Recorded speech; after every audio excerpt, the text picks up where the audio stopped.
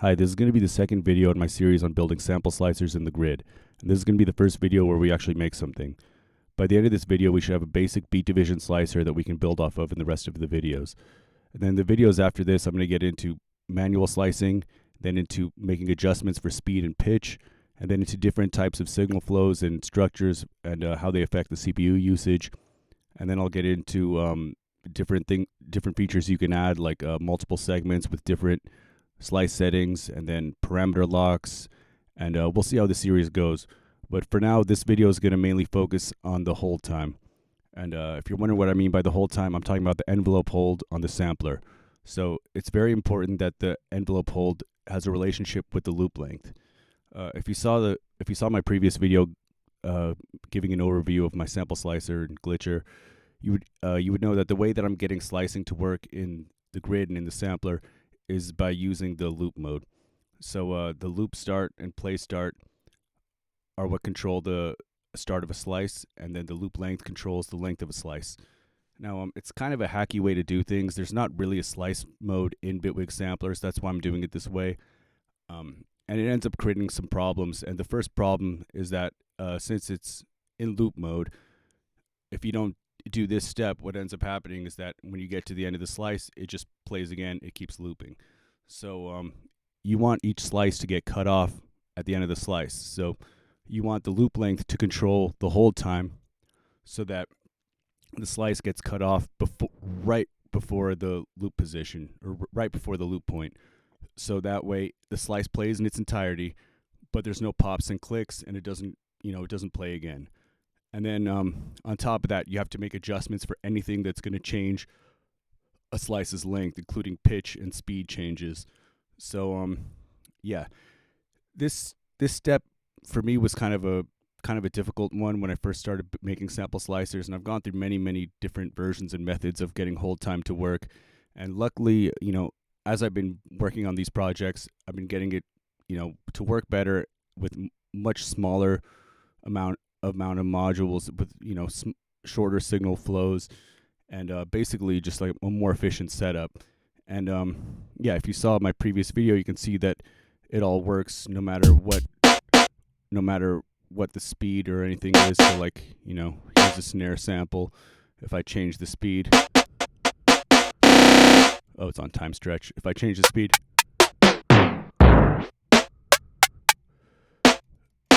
or time stretch it,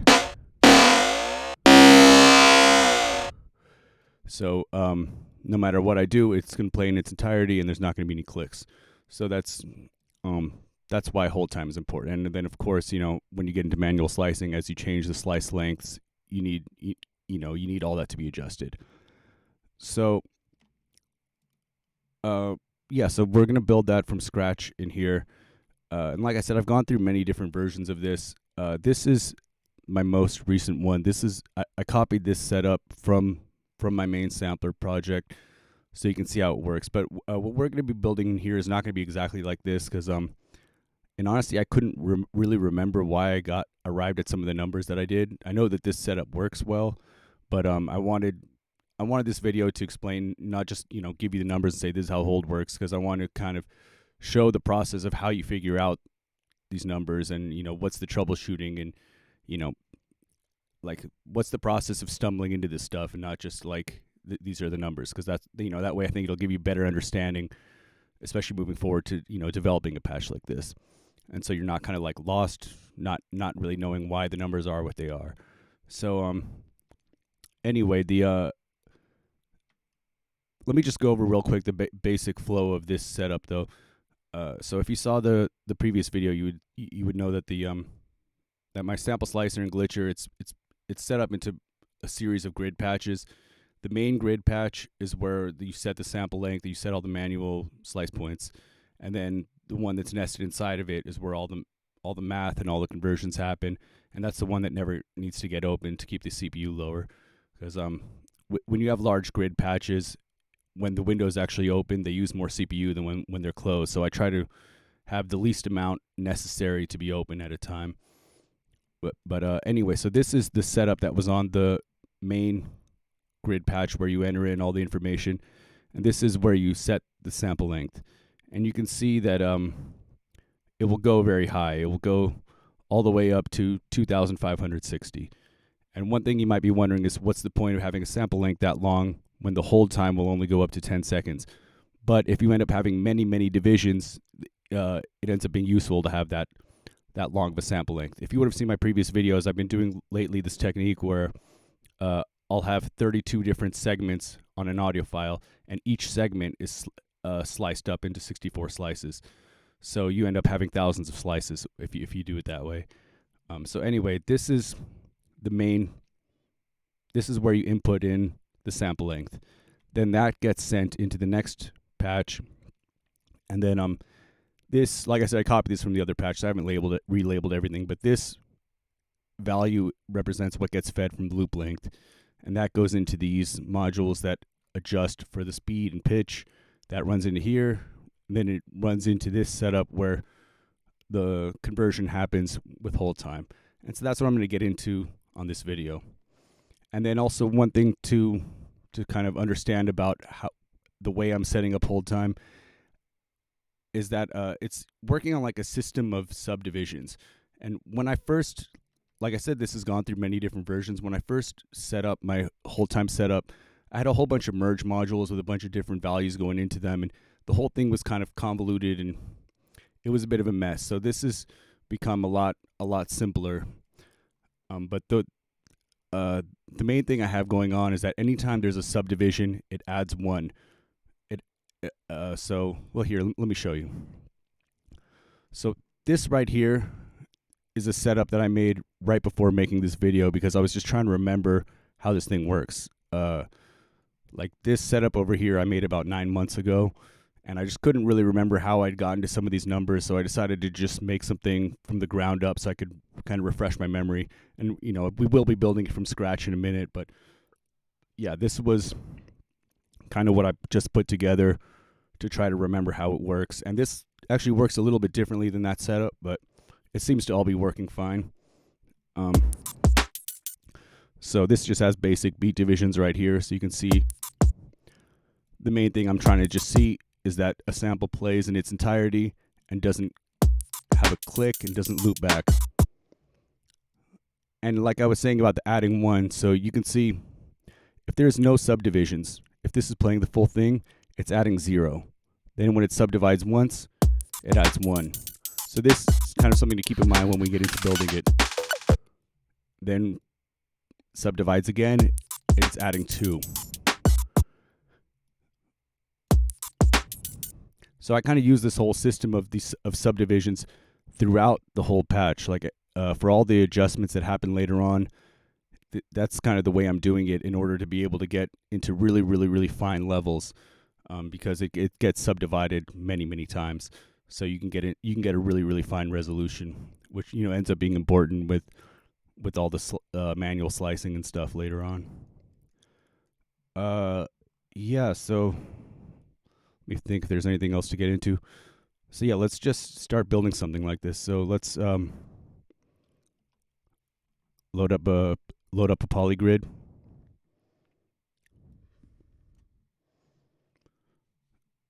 And then I'll put a sampler inside.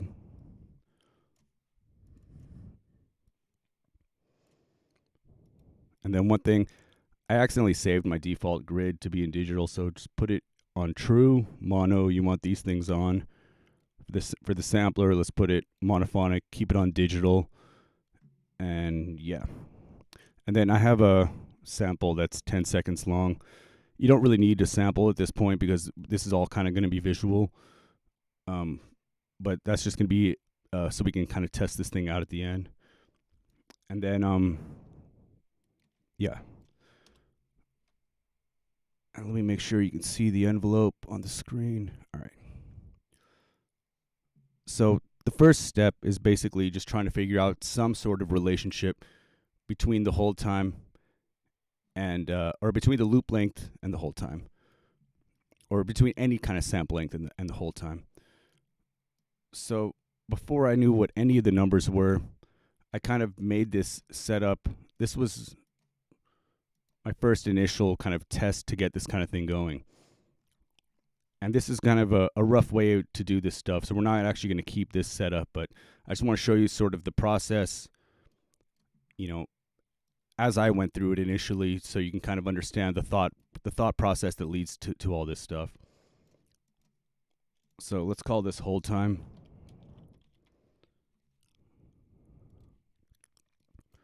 Assign this to the hold. And what I'm going to want to do right now is just see what values will give me different subdivisions. Because like I was saying, I kind of have the whole thing based around subdivisions. So I already know that 1 is going to give me 10 seconds because that's the maximum amount of time for the hold. So if you see, every time I hover over this knob, you'll see down here a value that shows what its current state is. So you can see down there, it says 10 seconds. And that's down around here. You'll see that. So now that's 10 seconds. So now I want to see what value will give me 5 seconds. So 1 subdivision. So I'm just going to kind of move this a little bit and see what value I get. And I can see I've already gone too far. And now I can see that it's somewhere in between 92 and 93 seconds. So what I'm going to do, and again, this is kind of a very rough way to do things, but this is just kind of right now a temporary setup to figure out what the numbers are.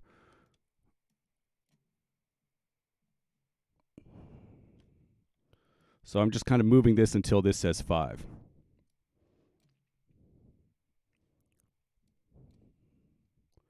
And now it's 5, okay? So what I'm going to do is get a value readout and put that over here so I can see what is this number. Because this whole stage of things is just to kind of find a pattern. Because usually, I find if I do a setup like this to just find some numbers, you'll usually see a pattern and then realize that there's a more efficient way to do these things. So now I'm going to go down another subdivision. And so I'm going to want this value here to produce 2.5 seconds on the whole time. Because that's, 5 seconds divided by 2 is going to be 2.5 seconds. So I'm going to move this and just see what I get. That's 3.98, so it needs to go a little more. 3.31.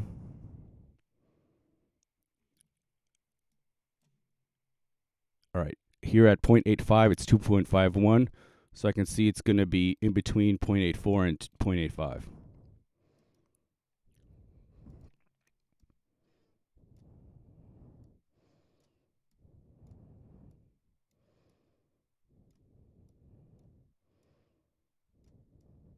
So now I'm just going to move this blend. I know it needs to be a little closer to 0.85 because that was almost there. And let's see what's the hold time. 2.49. So it needs to go up a little bit. 2.5. So now let's see. Let's add another value readout and see. You can see that that's close to 0.85. So I'm just going to assume that this probably needs to go up a little bit more. Yeah, and as you can see, yeah, we have 2.5 seconds. And that's 0.85, that's 0.925. So now, at this point, we can already see a pattern forming because 1 minus 0.925 is 0.075. And then 0.925 minus 0.850 is 0.075. So we're seeing the same number. So if this pattern continues, then I can assume that if I put 8.5 minus 0.075, which is going to be 0.775, that should give me the next subdivision, which would be 125 or 1.25 seconds. So let's see if that actually works. So here I'll put 0.775. We can't actually do that because it doesn't go up that many digits. So I'm just going to do the same thing that I was doing on these last ones and do a blend.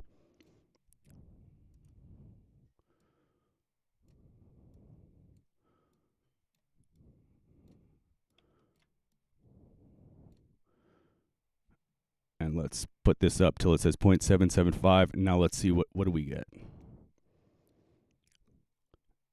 We have 1.26 seconds. And I'm going to say maybe this is off again because these aren't totally accurate because we're dealing with small numbers. And you can see now it says 1.25 seconds. So now at this point, we can kind of figure out that that's the pattern.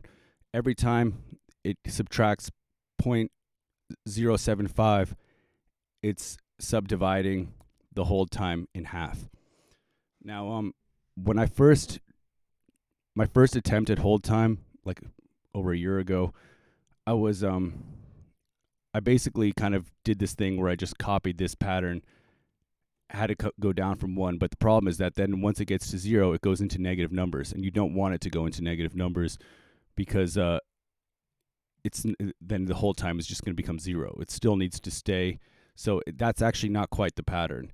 And when I did that, it worked for me because I ended up kind of making this change once it hit 0, but it was just sort of sloppy and had too many modules going on. We want to figure out what's the sort of simplest path to get this thing working. So anyway, at this point, we don't need this whole setup anymore. We know that there's going to be some sort of pattern dealing with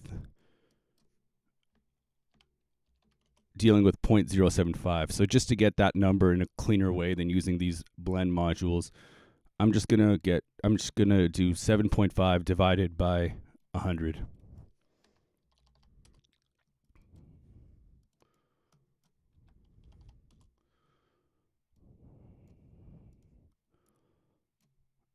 Okay, so that's the number we're dealing with.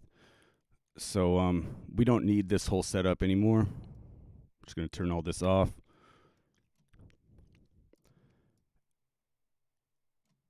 And now, let me undo that. So I can kind of assume now that multiples of this should give me something around perfect subdivisions of 10. Because that's, how many seconds we've been subdividing by.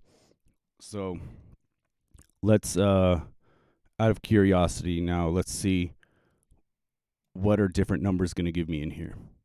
So 1 is going to give me what? 2 milliseconds. And 2 is going to give me 2 milliseconds. Wait a second. Is that right? Oh, this is not doing the right thing. This is supposed to be here. Whoops. All right. 2 is going to give me close to 4. This is not 100% accurate yet. We will get it more accurate, but for now we're just trying to see, is it going to be more or less consistent? So that's 3.98, so approximately 4 milliseconds. That's approximately 8 milliseconds. Approximately 16, so we can see if we go up, that's going to be close to what we want. So that's 126. 251. So you can see now these are all 1 millisecond higher than they needed to be, because that was 126, 251, 501. Either way, though, you can see now that this pattern is at least consistent. So it's going to be something like this to get what we want. So I'm going to put this on hold right now, because basically the next thing that we're going to need to figure out is, instead of just feeding a number into here, we're going to want some relation of the sample length, if it's changing, to go into here.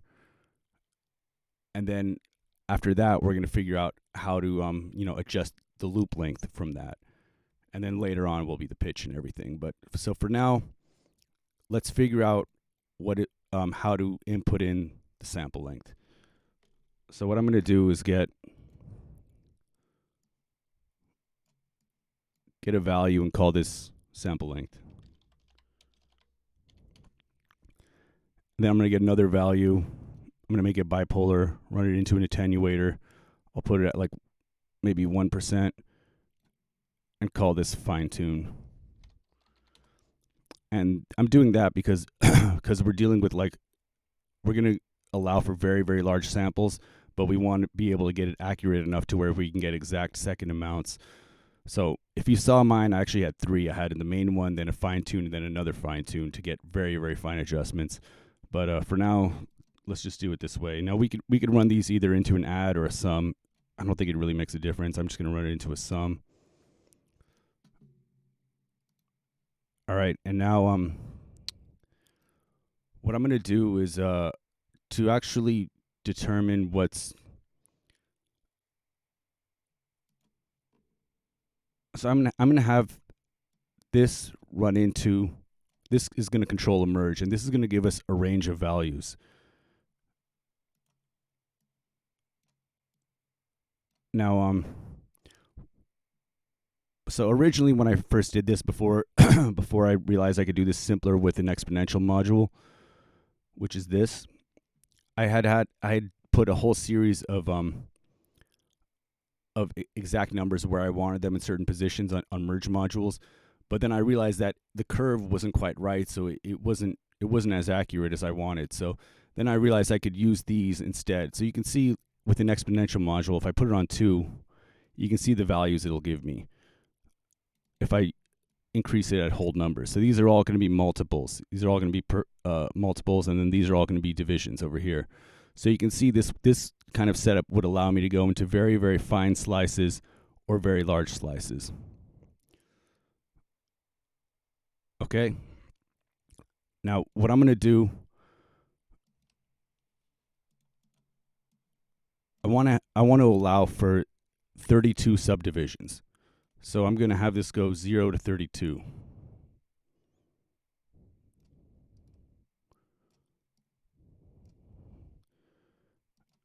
And I'm going to run that into here. And that's going to give me a huge, huge, huge number. Now, when I first set this up, I actually did it -16 to +16 because those were more numbers that made sense at first. And we can start it this way because this seems maybe more like what you would immediately go for if you're looking at the numbers it produces, but eventually I'm going to change it to 0 to 32. And just so we can see exact numbers, I'm going to put a quantize over here. I'm going to quantize by 1 divided by 32.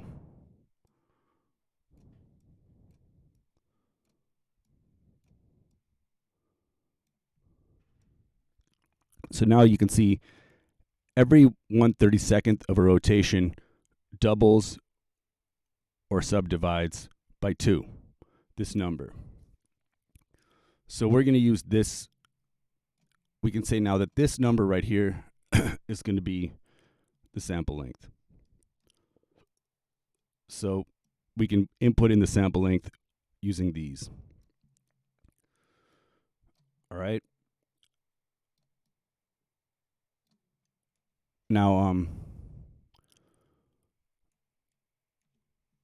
so because I want 0 to 32 subdivisions, what I'm going to do is I'm going to say that I want this to morph between 0 and 32. Because remember, I was trying to add numbers to here for subdivisions.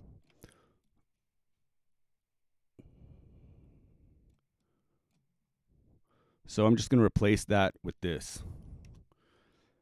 And this is not going to give us exactly what we want yet. But usually, I mean, for me, generally, there's kind of toying with these numbers to see if you can get it to kind of work. So first of all, I'm going to turn this off so that we can get 10.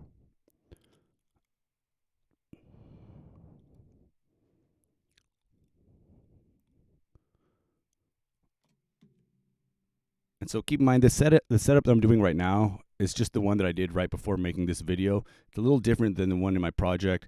But at least it's kind of fresh in my mind, the steps. So I'm kind of trying to guide you through the same steps that I took. So I'm going to do a couple things the wrong way and then do it the right way. Anyway, so right now, I'm going to see if what these values give me. So let's say instead that I do it at 5 seconds, and I can see what's that going to give me.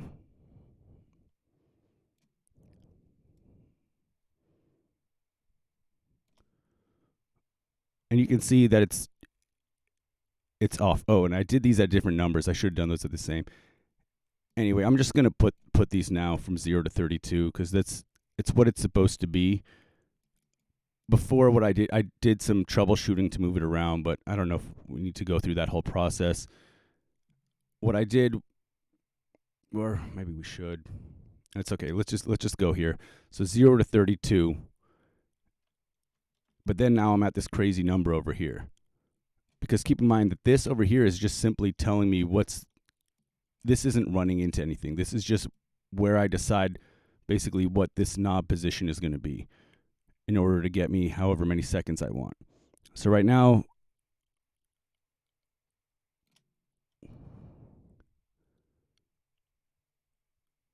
I want this to be 10 seconds. So I'm going to see now what's this giving me. Now that's giving me 9.92 milliseconds.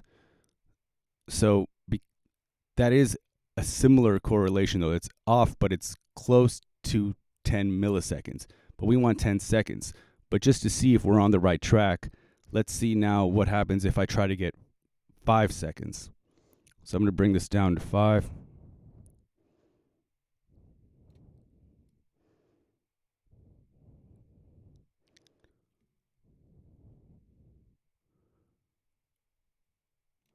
And see what we have over here.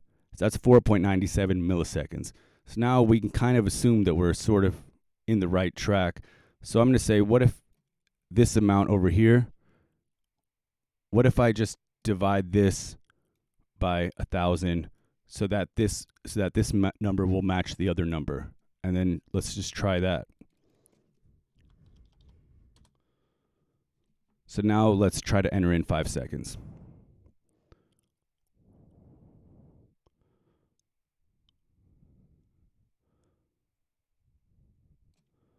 And we could use quantized modules and this and that, but I'm just going to enter these in manually. All right. So that's giving me 4.86. So that's a little bit off. So let's see, but I want to see, is it going to be a similar amount off if I go to another subdivision? So let's try 2.5.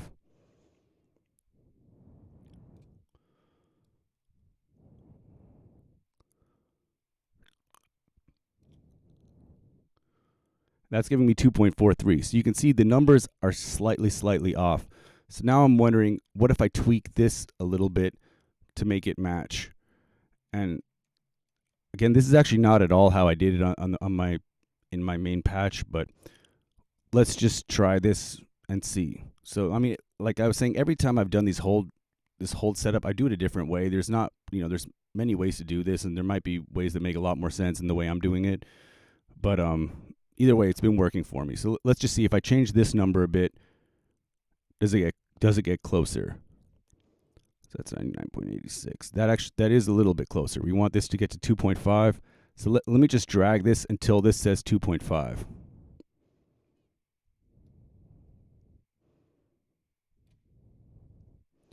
Now it says 2.5. And the one thing you'll notice too, generally when you're doing stuff like this, you'll find patterns. So right now I just did this 99.65.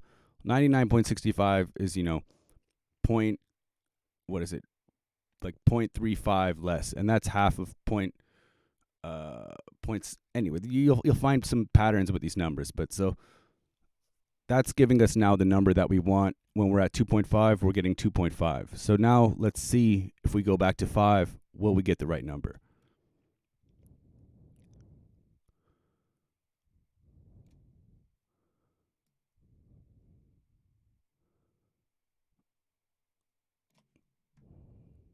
And we do. So again, we're looking down here. We're getting 5 seconds. So now let's try another subdivision. Let's see if we do 1.25 seconds. Are we going to get the right number?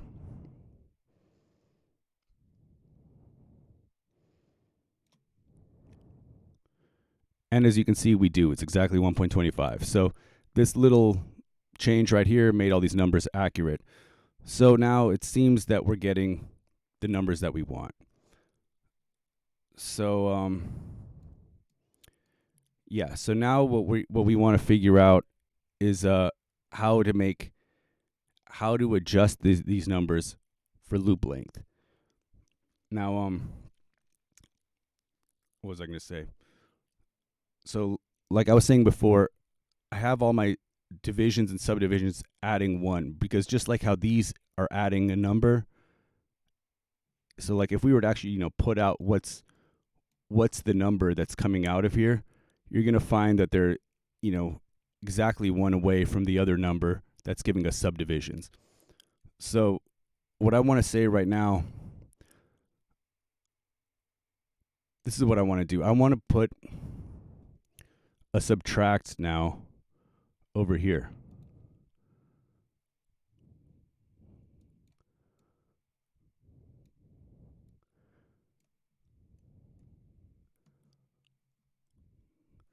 Now what I want to do is I want to subtract some number divided by 32.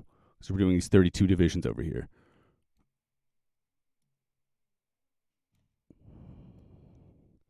So let's say I was to do 1 divided by 32. What's going to happen? That's going to subdivide this in half. See, now we have 6.25 or 625 milliseconds.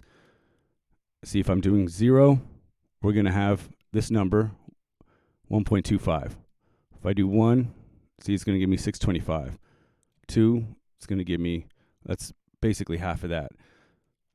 Let's, just for the sake of simplicity or being able to visualize what's going on, I'm going to bring the sample length back up to 10.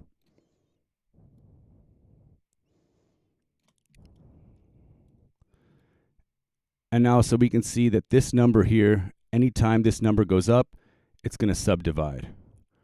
So you see 1.25, 625. So that works perfectly, but now we need to figure out how to input in this number. So basically, replacing this number is what's going to be able to adjust changes in loop length for the whole time. So the next thing let's do, let's set up a quick setup for beat divisions. And if you've watched my channel, I've done 2 tutorials before explaining how to convert keyboards to beat divisions for doing beat division slicing. And again, we will get into manual slicing later, but right now we're just trying to kind of make sure that the hold time is working correctly. So let's set up a basic beat division setup.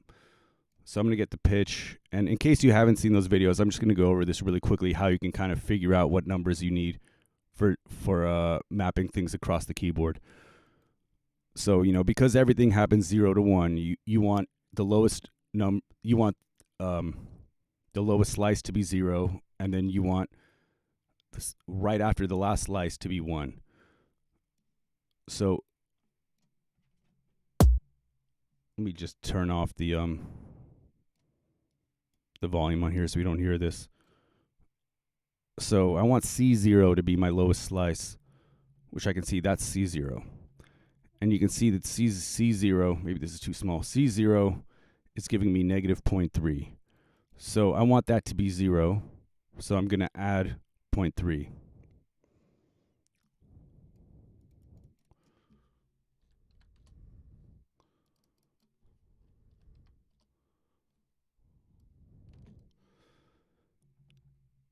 And so, here I'll kind of explain the sort of troubleshooting part of this. So if you want to figure out what you need to multiply this by to be able to map a certain subdivision out, like let's say I want 8 subdivisions, then what I would want, I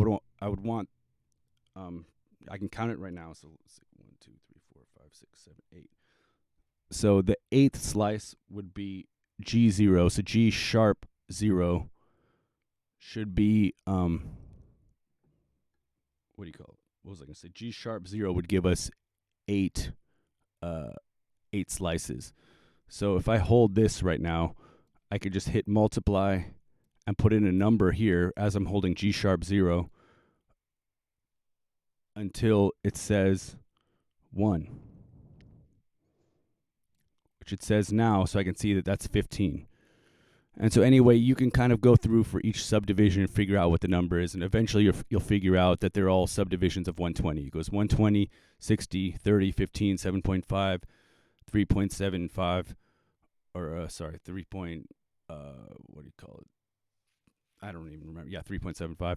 So yeah, so the way that I do this to get all the different subdivisions I want is to set this to 120 and then divide that by the amount of subdivisions we're going to want. So if it's at 120, each key you hit is going to trigger a new a new full number. So we can basically say that we want to subdivide this by the divisions.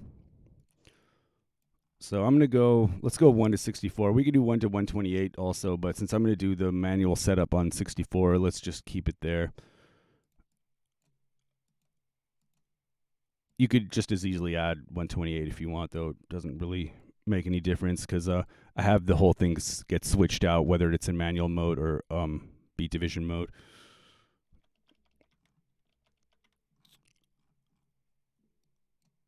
So let's just do 1, 2, 4, 8, 32.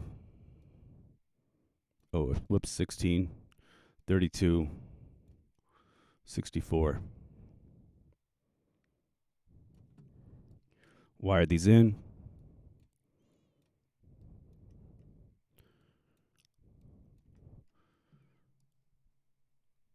All right, so this will be the subdivision amount. Now, so let's start with 8.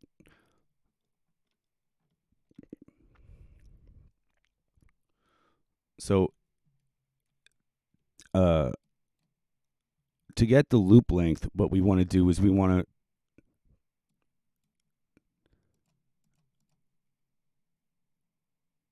I'll have a value and call this loop length.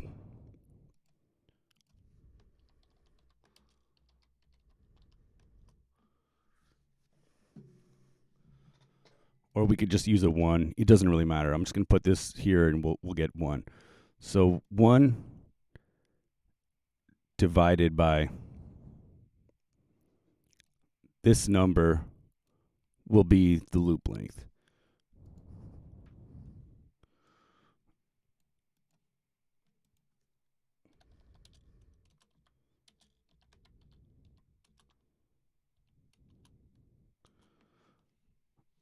So if we put this down here, we can assign this to here.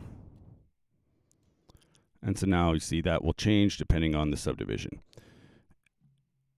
And then this will get assigned to loop start, and we'll deal with that in a minute. So,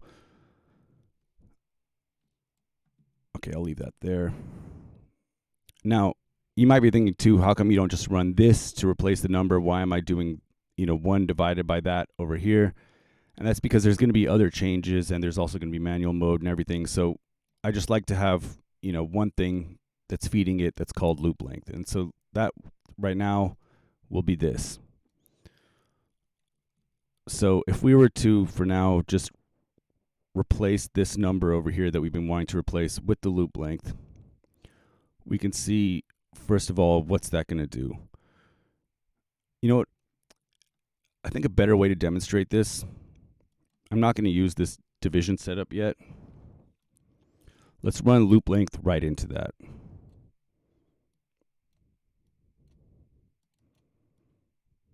Oops.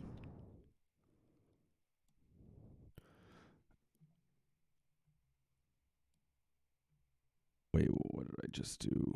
Oh.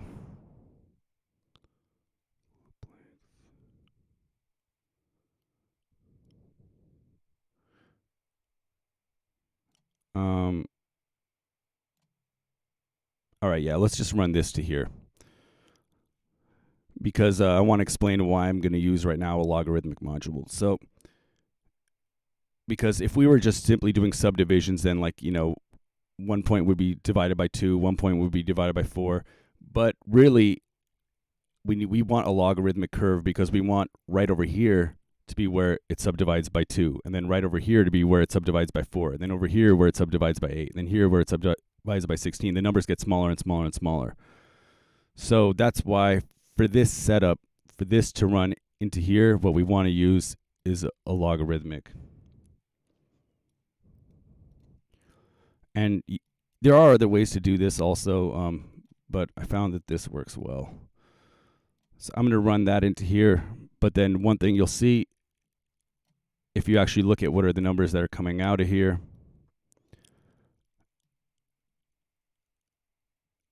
they're not the numbers that we want. It's the opposite. So let's invert it.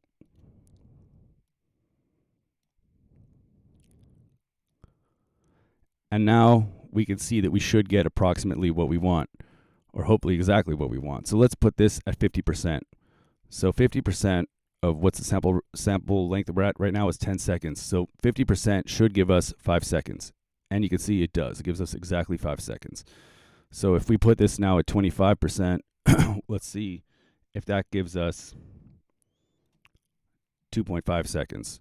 And it does, again, 2.5 seconds. So that's working correctly. So we can say now that this equation now, the loop length into here, will get the hold time to work correctly. So now I'm just going to put the loop length up again and run this back into there so that we can use the division to just test this stuff out. So let's see now, yeah, are we at 5 seconds? Yes. Are we at 2.5 seconds? Yes. 1.25? Yes. So theoretically, everything should work, except we're going to get clicks because even though this seconds are showing right, even when you're at 0, you get a tiny little bit of sound, so you need to subtract a little bit to accommodate for it. So if I turn on the volume now, I'm going to make it quiet just so we don't hear it loud. You hear there's a little click there. So we might need to subtract some amount from this, and I'm not totally sure right now what's the amount that we're going to want to subtract. So we can try some stuff. Let's go to the loop to the hold time over here, and let's subtract an amount from the hold time to see if we can basically get it to where it doesn't click. And you know, it's on my other patch that I was demonstrating at the beginning, I don't think I had that going on. Somehow I didn't have a click, and I don't know. Oh, I did. I was subtracting over here. Okay, I was doing that. All right, so let's try it over here. So let's just start with like a very, very small number and see what happens. So I'm going to do like, let's say 1 divided by 1,000.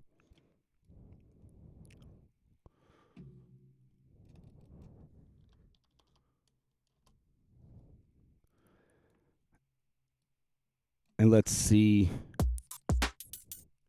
So that's not giving us a click, but let's now, excuse me, let's now try going down to a smaller subdivision. Oops, let's do it with this. So let's call this knob divisions. I'm just going to bring this over here so we can see so we can see what we're doing. So let's say we go down to 1/64th. Do we get a click? And yes, we do. We're getting a little bit of a click. So I'm going to try to increase the size of this number now. So now we're not getting a click at this subdivision, but we still do a little bit here. So that tells me that we're going to want this number to change depending on what the loop length is or depending on what the hold time is. So first, let's just get it to where there's no click when we're at 1/64th. All right, there's no click now. So what I'm going to do is I'm going to have this number running into a merge.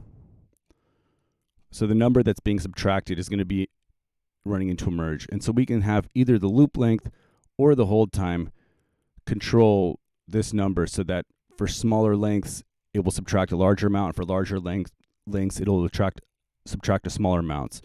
Because at larger lengths, we still want it to play the entire sample.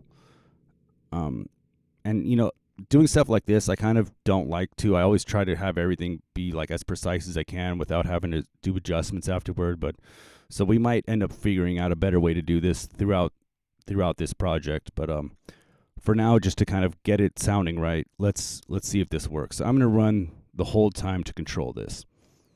And then what I'm going to do is I'm going to put a smaller number up here. So for larger amounts, it will subdivide a smaller amount. So I'm just going to say,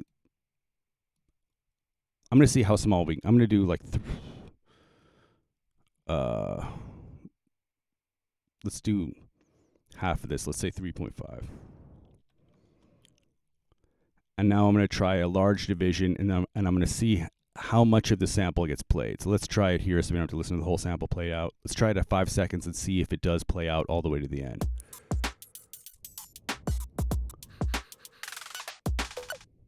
and it did not. So that tells me that this should be an even smaller number. So I'm just going to try dividing this by another 0. Let's divide it by 10,000.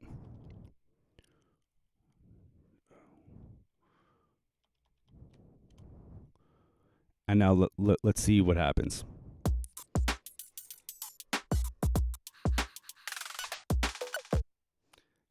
And so that seems pretty good. It played this kick out and it did not click. So that seems pretty good. So now let's see again. Let's just try some of these other divisions and see what happens. That seems good.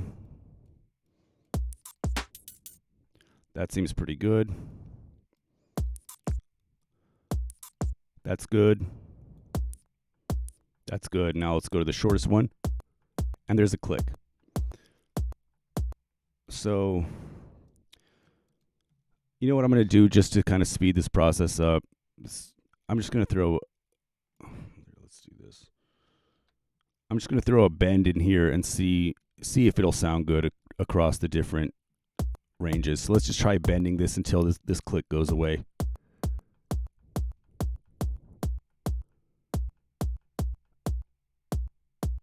That click seems to have gone away. So now let's just one more time check the other subdivisions.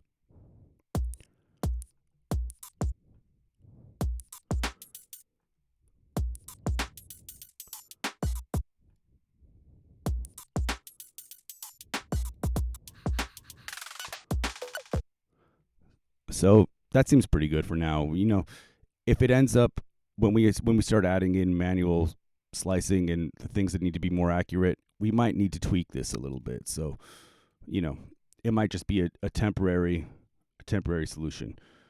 So for now, we can work with that.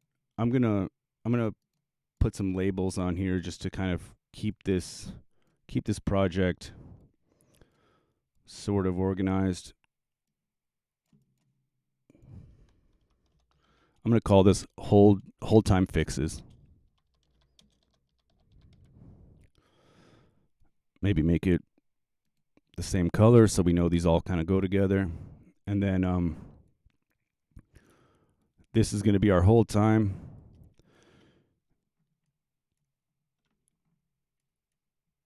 And then, okay, so this over here is our sample length. So let's sort of organize this stuff.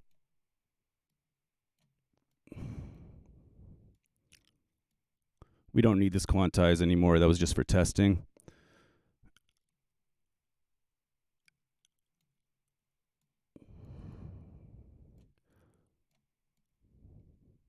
So I'm going to put these together. I'll put this up here so that we know that this is kind of the main place where you enter the sample length. So it's these numbers, and this is your sample length. I'll call this, or let's just label this whole thing.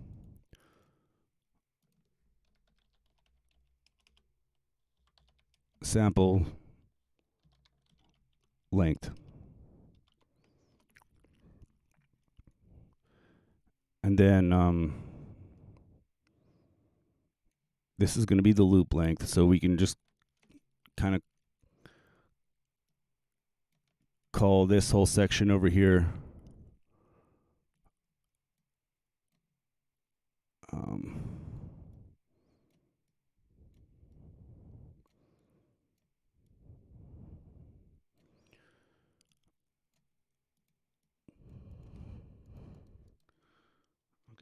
I'll call this loop length to hold time or something like that.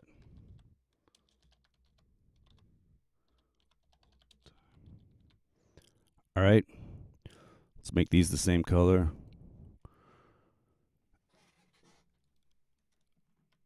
So now this over here is our divisions. So this whole section we can call beat division slicing.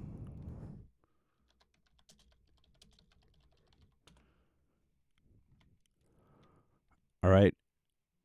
And then one thing we forgot to set up was the start time for slices.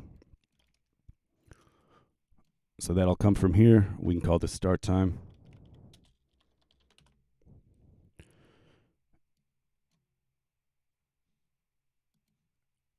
and we can assign that to these.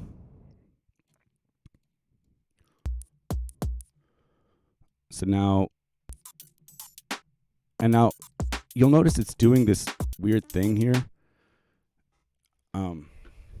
So some things you have to check with that are the settings over here.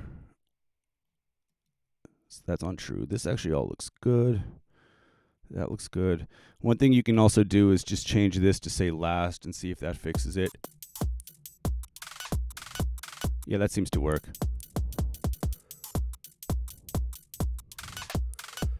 Okay, and this loop that's in here is not quantized to the grid like perfectly. It's got a bunch of swing in it, so it's not going to really sound right.